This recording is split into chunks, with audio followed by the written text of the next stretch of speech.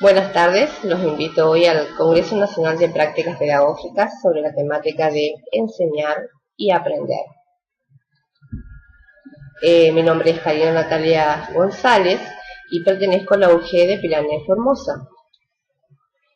Los invito a trabajar hoy con algunas cuestiones de orden conceptual y también de orden práctico alrededor de algunos aspectos de las temáticas de enseñar y aprender, sobre diferentes posicionamientos ideológicos y sobre el rol de los diversos miembros de la comunidad educativa y sobre la sociedad misma. La cuestión es compleja porque, como trataré de argumentar, aquí en la Argentina tenemos desarrollos pedagógicos y didácticos de más de 100 años en nuestro sistema escolar. Enseñar y aprender. Cabe aclarar aquí que para abordar estos términos utilizaré un marco teórico en base a la obra Las cartas a quien pretende enseñar de Paulo Freire, quien en su primera carta aborda los temas de enseñar y aprender, además de contenidos trabajados de espacios curriculares como práctica educativa, contexto, comunidad y escuela, didáctica, pedagogía y, por supuesto, lectura y escritura académica. Nosotros tenemos que desarrollar, como futuros profesionales de la docencia, enseñanzas y aprendizaje en condiciones tales que preparen a los alumnos para vivir en sociedades que son mucho más complejas que aquellas en las cuales surgió la escuela argentina y que parecen mucho más plurales. En aquel momento lo eran, pero la pluralidad no es un valor reconocido en el origen del sistema educativo argentino. Por el contrario, la función de la enseñanza, de la educación, era lograr la homogeneidad de los alumnos. La pregunta en torno a la cual va a girar entonces esta exposición es qué cosas podemos pensar nosotros como futuros profesionales en la docencia, qué cosas podemos hacer en términos pedagógicos y en particular en términos didácticos para converger con otros esfuerzos que no son solamente los pedagógicos y didácticos, para que se logre avanzar hacia ciertas trayectorias educativas continuas, completas, y que preparen para vivir en sociedades más complejas y más plurales que aquellas en las que estaban los orígenes de la escuela, ¿no es cierto? Bueno, aquí para hablar concretamente de enseñar y aprender vamos a trabajar desde la postura de Paulo Freire, que plantea que el aprendizaje del educador al educar se verifica en la medida en que el educador humilde y abierto se encuentre permanentemente disponible para repensar lo pensado, revisar sus posiciones, en la búsqueda involucrarse con la curiosidad del alumno y los diferentes cambios y senderos que ella lo hacen recorrer. Con respecto a esta idea me gustaría plantear lo siguiente, que la práctica docente es esencialmente una práctica humana, compleja, ¿sí? Y que el docente, que lo hemos visto a través de diferentes materias, espacios curriculares que hemos tenido durante este ciclo lectivo, que el docente es capaz de analizar su presente, de construir su futuro y de recuperar la forma en que enlazan su historia personal, su trayectoria profesional, su vida cotidiana, su trabajo en la escuela, ¿sí? Está cimentado en las relaciones que va estableciendo, ¿sí? Con los diferentes miembros de la comunidad educativa, es decir, las relaciones horizontales entre diferentes docentes, las relaciones verticales con los directivos, con los alumnos, diferentes tipos de relaciones en las cuales el docente va interaccionando y comunicando, ya sea intencionalmente o no. En ese sentido, y siguiendo con la temática, Perron expresa cuando plantea que el docente debería asumir la tarea de ser su propio supervisor sobre su propia práctica, pero también está en la relación que los demás de permitirse innovar, es decir, tener la posibilidad de modificar, de resignificar su quehacer.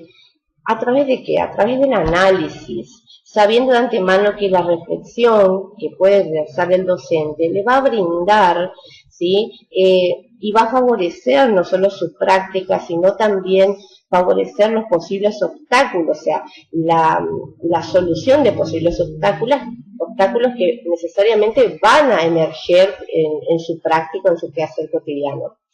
Además, al ser una práctica docente, una práctica compleja, el docente deberá cada vez más reflexionar sobre su práctica, ser abierto, ser dinámico, ser flexible, mutable, es decir, darse la posibilidad de cambiar, y tendrá que considerar y en función de ello adecuar su práctica, su quehacer profesional, los contenidos, las estrategias y en función de los diferentes alumnos, es decir, cada alumno es único y particular. A su vez, cada salón o cada aula tiene un grupo único y particular, ¿sí? Es decir, hay que adecuar, ¿sí?, esa práctica de acuerdo a los sujetos que tenemos enfrente, a los alumnos que tenemos enfrente. Con respecto al trabajo docente, Paulo Freire plantea, expresa que el hecho de enseñar, ¿sí?, al educador, a enseñar un cierto contenido, no significa en modo alguno que el educador se aventure a enseñar sin la competencia necesaria. Para hacerlo, esto no lo autoriza a enseñar lo que no sabe. Es decir, aquí plantea la responsabilidad ética, política y profesional del educador, le impone el deber ser de prepararse, de capacitarse, de graduarse, de iniciar su actividad, ¿sí? Es decir, desde una postura crítica. El docente, así como el mundo constantemente nos impone cambios, modificaciones, innovaciones, el docente también necesita innovarse, necesita capacitarse para estar acorde a la realidad con la que él se enfrenta cotidianamente en su quehacer. Por otro lado, Pérez Gómez plantea que la función del docente ha de sufrir un cambio tan radical como el resto de los componentes del sistema educativo. Propone trasladar la mirada de una concepción del docente como profesional, definido por la capacidad para transmitir conocimientos y evaluar resultados, a un profesional capaz de diagnosticar las situaciones personales. En definitiva, este docente requiere competencias profesionales más complejas para poder afrontar la realidad cotidiana, ¿sí?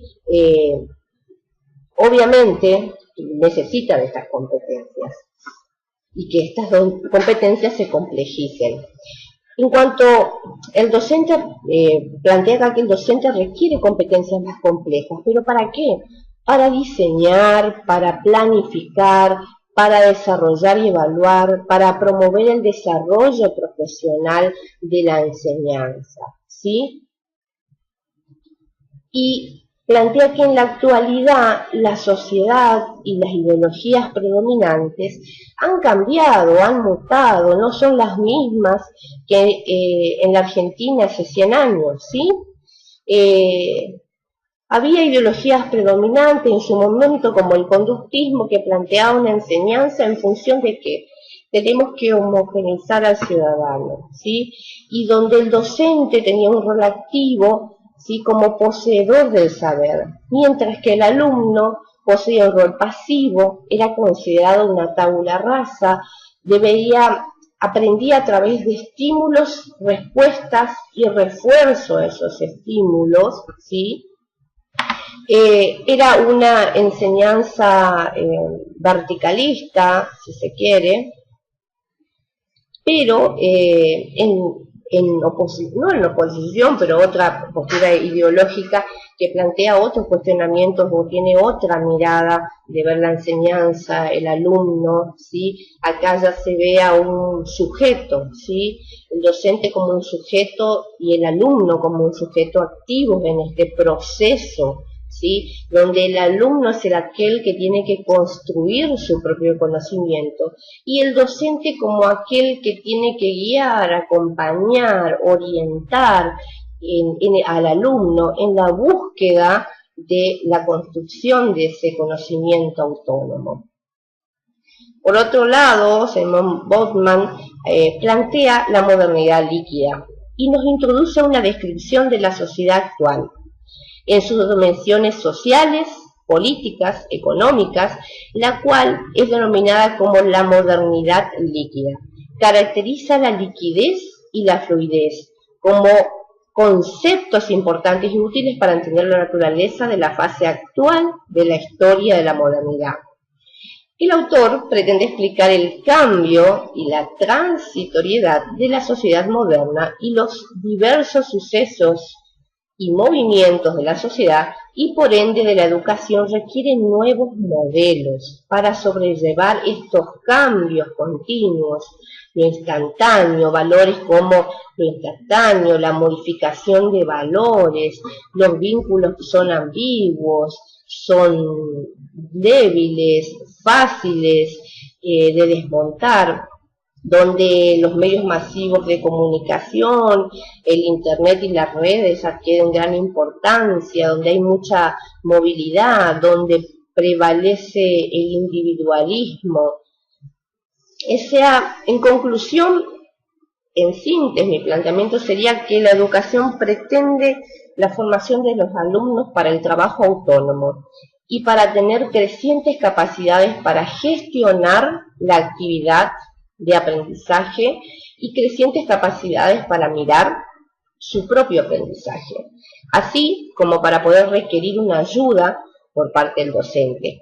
Para ello, sería de suma importancia enseñar y aprender, pero ¿desde qué? Desde roles activos, desde roles mutables, es decir, con la posibilidad de cambiar, desde una perspectiva, de una postura crítica, flexible, ¿sí? Cuando hablamos de crítica hablamos de ese análisis, de esa retrospección que tiene que hacer continuamente el docente sobre su propia práctica, en donde el docente deberá sin duda capacitarse continuamente, analizar su práctica, guiar, acompañar, ¿sí?, a los alumnos en este proceso de enseñanza-aprendizaje, posibilitando la construcción. ¿La construcción de qué? La construcción de sus propios conocimientos. Bueno, espero que les haya gustado este momento que he compartido con ustedes. Muchas gracias.